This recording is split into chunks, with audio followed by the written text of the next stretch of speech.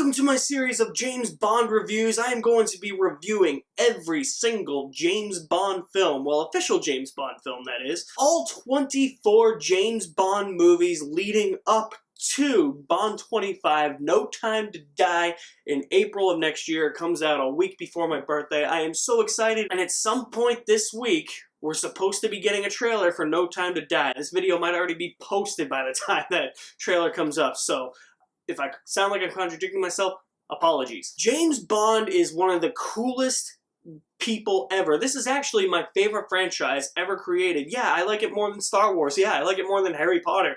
I like it more than Jurassic Park. All those crazy franchises that we have had that are a lot more popular than James Bond. And the thing is, I knew if I really worked hard, like, James Bond is an actual human that exists in our world. And I just idolized James Bond growing up. I wanted to be James Bond. He's a regular, everyday human being that exists on Earth, because Star Wars and Harry Potter, you know you can't do that in real life. You can be a James Bond type guy in real life if you want. So that's why I love the James Bond franchise so much, because I knew if I grew up, I could actually idolize and be 007 if I wanted to. So let's get to it. Let's start what I'm gonna dub my Bondathon series by talking about the first ever James Bond movie, and that is Dr. No. Released in 1962, Dr. No stars Sean Connery as James Bond, and Sean Connery is the definitive James Bond. He's got the look, he's got the physicality, he's got the charm, he's everything I want in James Bond. No Bond actor after Sean Connery, with the exception of probably Daniel Craig, has come close to matching how good Sean Connery played James Bond. As I said, Daniel Craig comes close to my thoughts on Daniel Craig when I talk about the Daniel Craig Bond movies, but Sean Connery is perfect as James Bond. He is the absolute definitive James Bond. When I think of James Bond, I'm going to think of Pierce Brosnan because that's the one I grew up with, or Daniel Craig. I think of them because I grew up with them, but I also think of Sean Connery because he's such the definitive James Bond. He knew what people wanted from this role. And I think a problem that people will have with Dr. No is that Dr. No kind of feels like a trial run for the James Bond franchise. It was produced on a very low budget, only $1 million. It doesn't have a lot of the Bond tropes and a lot of the Bond formula. It still opens with the gun barrel. There's no song in the title sequence. There's no Desmond Llewellyn as Q in this one. We see how Bond gets his signature Walther PPK. I wish carry a Beretta. A Beretta has jammed on you way too many times, 007. I wouldn't say that this is necessarily the Bond franchise still trying to find its footing, even though this is the first one, and it was produced on a low budget. Dr. No also starts a trend in James Bond movies that continues to this day, and that is memorable villains with memorable deformities. We have Dr. No in this movie with his metal hand. I always loved that the reveal of Dr. No was only towards the end of the second act, and he's in the entire third act. The entire first half to 3/4 of the movie, Dr. No is not really in the movie. We get a little bit of background as to what Bond's investigating. He's investigating the deaths of 3 MI6 agents, and it leads him to Dr. No, and Dr. No's evil plan is to use a nuclear laser beam to interrupt Cape Canaveral missile launches. It's a great introduction for what this series is going to be. It's a great villain plan for the time. Always loved how Dr. No dies in this movie. He just boils to death in radioactive water. It's awesome. We also have Ursula Andress as the classic Honey Rider. Honey Rider is like what you think of when you think of Bond girls. This Bond girl defined what a Bond girl actually is. I guess the term Bond girl isn't really appropriate anymore. I'm going to use it for the sake of that's how I know the actresses and all that and the characters in these movies. We immediately know that Bond's gonna charm her because of the way he looks at her. I love the little things like that tie into the character of what James Bond is about, and just how we have progressed from the portrayal of Bond girls from 1962 to now. It's insane. And it also started a trope of crazy names for Bond girls. Her name in this is Honey Rider. There's going to be crazy other names like Pussy Galore and Christmas Jones.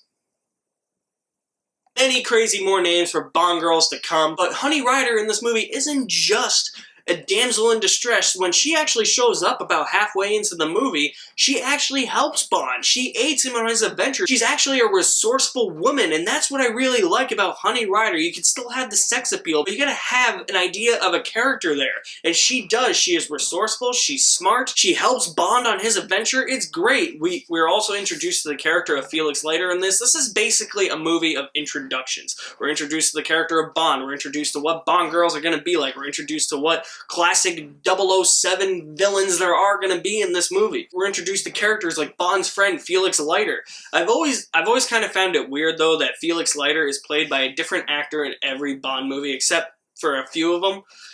And it's just the weird ways that he tries to get Bond to help him. Like, he'll have people hold Bond at gunpoint in some movies, and I'll be like, oh, so that was all just trying to get Bond to go to Felix. That doesn't really make that much sense. Whatever. If you're a casual Bond fan who really grew up with the Pierce Brosnan, Daniel Craig movies, maybe even the Dalton movies and later era Roger Moore movies, you might find Dr. No to be a little bit slow and a little bit boring. I think it's a very fast-paced movie. A lot happens, even though there's a lot of dialogue. It's not a very action-heavy movie, which is a given. It was 1962. The budget was very low. I think that they felt like this was a trial run for the Bond franchise to see where it could go. So there's not going to be extravagant action scenes like later on in the series when we get to like Spectre, where the budget is like $300 million. It's a $1 million budget. The way they weave the plot through dialogue is so smart and so witty. I love these older Bond films because it's more of investigation and spy work than it is action sequences, and I think that that's really what spy work is in the world of espionage. But this movie does feel fast-paced until we get to about the middle. There's a few scenes in the middle and towards the third act when he meets with Dr. No